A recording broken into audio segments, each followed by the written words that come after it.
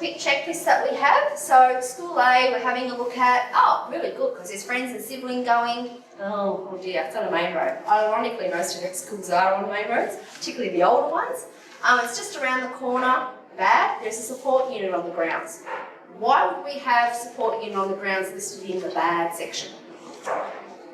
Because it's not inclusive. They definitely put the child at It's got an option. Remember we talked about the integration and exclusion and the segregation? It's an option, okay?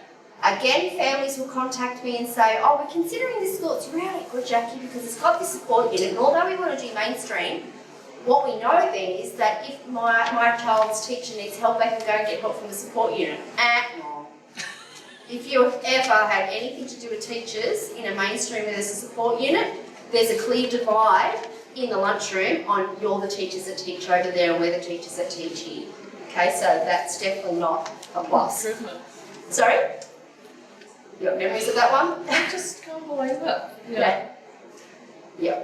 Our catchment primary school has units, and that's where we went in first, and they said we've never had a child with Down syndrome in mainstream, it's not going to work, I don't know what sort of support he'll get, but we've got these fantastic units. And so we decided not to go there. Ended up going to the next suburb down, where the principal said, without even meeting him, she said, bring him on. If it's a disaster, we'll let you know. And it was a disaster.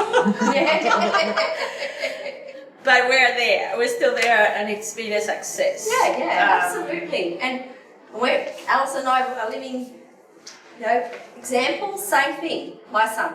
We've never taught an autistic child before at this school. I said, isn't that exciting? We're on for a great ride, aren't we? Let's just keep going. Not taking no. Welcoming principal, as I said, they do set the culture, they really do. And that's my experience was kindergarten, not horrible. And I have a horrible photo of my son in kindergarten. 12 months later, went to a different school with an amazing principal. My son, 12 months later, is a total different kid. Crystal blue eyes, no dark circles, just beautiful. And obviously, he retired, unfortunately. Large class sizes can be also, some people might consider bad in some schools. The way some schools are going though, they're just kids everywhere in some areas. And again, large class sizes, sometimes that is bad, but sometimes, as we've just talked about, the power of peers can actually be a good thing. Because if you're in a small school where there's only maybe 15 other students, and you don't get on with any of them, or they're not really nice, you're kind of in a little bit of a problem. Going to a classroom of 28, I can tell you, out of 28 kids, there's going to be 5 kids that are just amazing. They're like the mother hens, or the bodyguard of everybody. Those numbers are greater when there's more kids. School B, near, because it's good because it's near the after-school activities. Bad, only a couple of friends are going. No support unit is good. Heard some negative things, and again, that's about you investigating. If that's your local school and you're hearing negative things, go and go to the open days. We're going to talk a little bit more about that in a minute. Talk to the principal and things like that. One person's experience is not necessarily going to be somebody else's. Good, it's just 3 streets away. Bad, got an acting principal. Because why? They're only in there for a little bit. So what changes or things that they make, they're a good one and they agree to things and they work with you and then they leave, then you're back to square one. So that's just something to be considerate of. Meeting the principal, 2 ways to do that if you are. There are a lot of open days happening now, so if you can go in and go and get a feel for the school, when it's just an open casual afternoon, it's great. But you have to have a meeting with the principal. Sometimes vices do it in big schools. They can be really, really good in helping you decide on which school if you've got some choices, because if you have a really bad time with that principal and the other one's good, well then, not hard to make a decision. Really important to introduce your child and your family and then talk about the possibility of your child coming here. What's important to note here is, I had a principal once say this to me, it's not the responsibility of a parent to sell their family to us. It's my responsibility to sell my school to that family.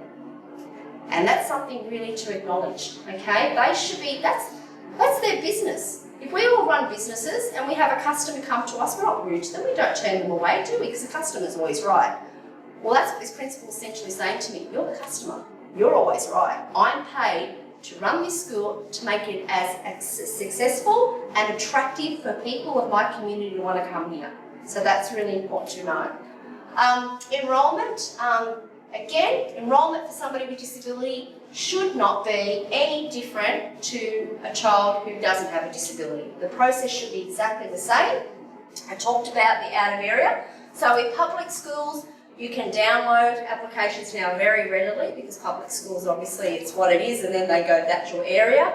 Or you can go to the school, visit the school when they have those open afternoons or weekends. They have the enrolment forms there. Independent and Catholic schools do it quite differently. That is where you actually have to go physically to the school. There's another thing that Catholic and independent schools do really well. They ask you to come to the kindergarten information night or the year 7 information night, and you can't get the application till you've sat there for an hour and a half and listened to everybody talk. So just be mindful of that.